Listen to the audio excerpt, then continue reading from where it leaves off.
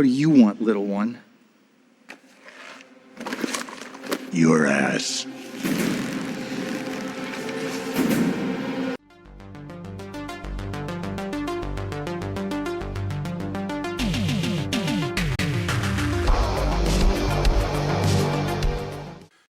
Hi, this is the Professional Amateur Hour coming to you with another review.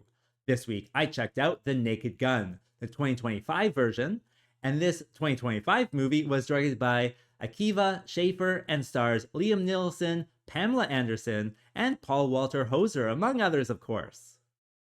So what is the story of The Naked Gun?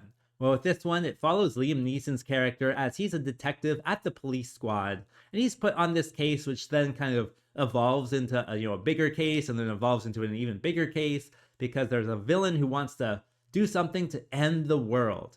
And so he's on the case to try to figure out what's going on. Along the way, though, he does team up with Pamela Anderson's character, and she is involved because her brother was killed by the bad guy, so she kind of wants to investigate as well and figure out what's going on. So together they team up to try to take this guy down, along the way making jokes all the time. What will happen though? Well, for that you gotta watch the movie and find out. So what can we say about Naked Gun? Well, with this one, it is a reboot of a very old movie, and I even think the other one had sequels. And I have seen some of them. I'm pretty sure I've seen the original Naked Gun, and I thought it was funny. I really did laugh quite a bit with this one. And this one tries to have the same kind of laughter as well. There are a ton of jokes in this one, and I know comedy is subjective, but I thought a lot of them were quite funny. And even ones where it's just kind of like this minor detail, just, I don't know, impressed me so much with kind of the comedic forethought of that. I can't remember any of the jokes from the original one, but I can certainly, tell you they do jokes along the similar kind of style. Certainly with Liam Neeson's character, kind of misunderstanding stuff is kind of their bread and butter. So it's like, oh, Shirley, you don't mean that. And he's like, don't call me Shirley. I think that's a joke from the original one or something. But there's just kind of jokes like that. There was one running joke that I thought was really funny, and that was that they're always being handed new cups of coffee. Like they're just drinking coffee, and someone comes, oh, you want another cup? And they throw it over their shoulder and grab another cup. And I thought that was really good. So I really did enjoy the comedy with this one. That really, made it worthwhile, I would say. Even if you don't enjoy all of the jokes, there's a million jokes in this one, so you'll enjoy at least some of them. What else? Oh, Pamela Anderson is in this one, and that's a name I don't think I would have said anytime soon, but she's in it, and it's great to see her back. Her looks have changed, but I would say she's still, fairly recognizable as Pamela Anderson. So she's in it. Liam Neeson is in it. He does a good job at his acting. He's, kind of known for that that sort of persona and that look, and he certainly does it in this one. And so all of the acting and again, like actors that you want to see, and so you really do enjoy their performances. Also, the story is like an interesting story and well paced as well. Like something's always happening, and they're always doing some type of skit or something like that, just working their way towards the end, and it all fits together quite nicely.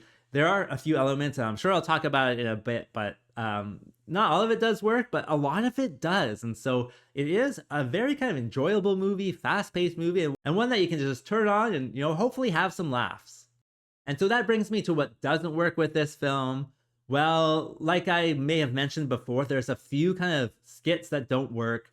There is some funny things, certainly, but ones that it's just like kind of slows down the plot and absolutely brings everything to a halt just for like this one kind of funny scene, or even two or three. I think it happens twice maybe, but it just kind of brings everything to a halt, and it's just like, why would you even include something like that? And I do get the comedy that they're going for, but like I didn't think those scenes were funny. So there are going to be scenes that you laugh at, but also scenes that you just look at and you just think like, why would you put this in there?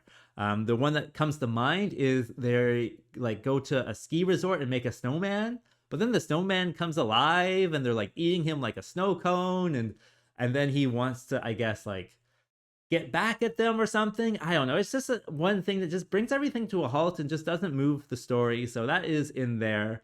What else? The jokes are dumb. Like that's part of the fun. Like the jokes are really dumb, and even like simple ones. There's like one joke I've seen it in the trailer like 100 times now, and this is like the only joke they have in the trailer.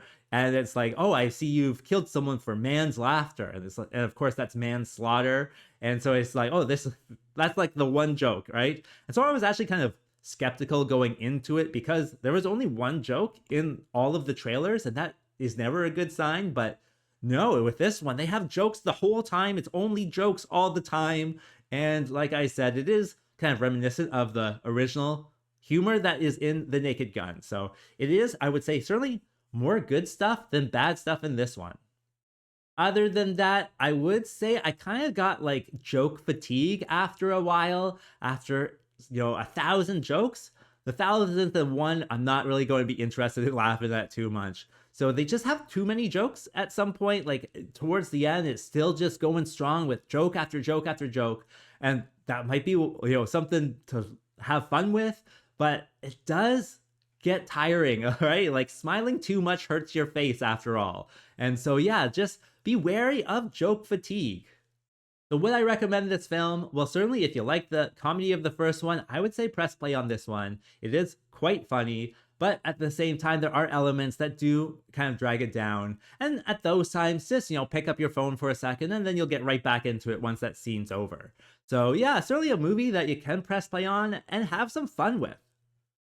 And as for a rating, well, I'm going to give it the above average score of 6 because I gotta say I was really impressed, especially with like how many jokes there actually were in this one. And with that being said, I think that's all I wanted to say. So like and subscribe, and I'll see you next time. Peace out.